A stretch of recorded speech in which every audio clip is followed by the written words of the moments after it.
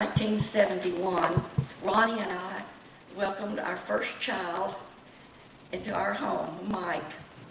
He turned 47 this year. Amen. Well, 47 years ago in November of this year, Adventist World Radio opened its doors. They've been carrying the voice of hope to the unreached people groups of the world in their own languages. I'm going to tell you a few facts about Adventist World Radio so that you can understand what an important arm of our church. In October of '71, the church, Seventh-day Adventist Church, began leasing shortwave airtime in Portugal, and Adventist World Radio comes into existence. Programs are broadcast to Europe and the USSR in 10 languages for 12 hours a week. Well, in 1975, Adventist World Radio is broadcast in 20 languages. In 1985, they built a shortwave station in Italy and began broadcasts to Europe and North Africa in Arabic and French. Also, in that same year of 1985, Adventist World Radio Latin America headquarters opens in Costa Rica with regular broadcasts to Central and South America. And also in 1985, Adventist World Radio received an offering from the Seventh-day Adventist World Session to launch a major initiative for broadcasts that would reach China. Construction began, and this station was rededicated in 2005 after a multi-phase modernization project, upgrading its services to 3.5 billion listeners in Asia. In 1992, transmissions in 9 languages begins for 22 hours every day to Asia from Russia.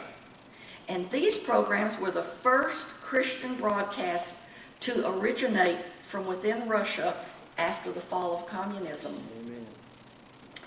In 1995, Adventist World Radio began sponsoring broadcasts in the Ukraine and Russia on national networks over more than 900 stations. By its 25th anniversary, Adventist World Radio is broadcasting in 45 languages, surpassing both the Voice of America and the British Broadcasting Corporation. In 2007, Adventist World Radio launches a pilot project to begin solar-powered audio players that hold up to 160 hours of recordings. 2008 and 2009 they began new programs in Thai, Laos, and Hmong.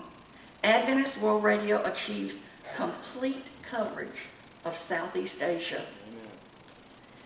Also in that year, in a listener survey by the Somali Times news agency, it was stated that Adventist World Radio had the second largest radio audience in the country, with 75% of the population listening to Adventist World Radio's program.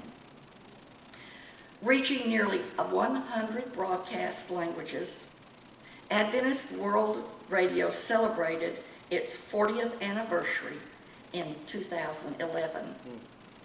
Since that time, we know it has spread and reached even more unreached areas. So, our loose offering for this morning is for Adventist World Radio. Or you can take your envelope and mark Adventist World Radio. I can hear Christ's words, and this gospel of the kingdom shall be preached in all the world for a witness unto all nations, and then shall the end come.